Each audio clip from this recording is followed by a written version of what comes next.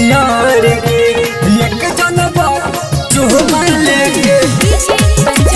चुमा लेके यार के नया साल में तोहफा तोहरा देबहू माई डियर गे देबहू माई डियर गे नया साल में तोहफा तोहरा देबहू माई डियर गे यार गे एक जनवरी में चुमा लेके कहबहू हैप्पी न्यू ईयर गे एक जनवरी में चुमा लेके कहबहू हैप्पी न्यू ईयर गे मिक्स बाय ब्रिजेश बिहारी। यार गे एक जनवरी चुमा लेके चुमा लेके कहबहू हैप्पी न्यू ईयर गे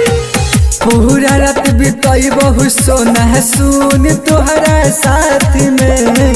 मिले लागे आई बहु हम 12 बजे रात में 12 बजे रात में पूरा रात बिताओ बहु सोना सुन तोहरा साथ में मिले लागी आई बहु हम 12 बजे रात में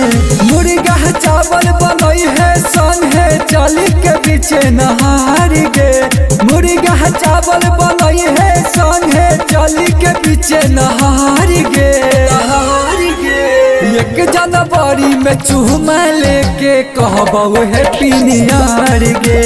एक जनवरी में चुमा लेके कहबहू हैप्पी न्यू ईयर गे यार गे एक जनवरी चुमा लेके चुमा लेके कहबहू हैप्पी न्यू ईयर गे जहाँ जहाँ कहबे हम घुमा देबौ रानी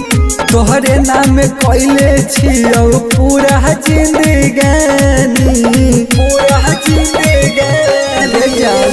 जहाँ जहाँ कहबे हम घुमा देबौ रानी तोहरे नाम कैले छियौ पूरा जिंदगानी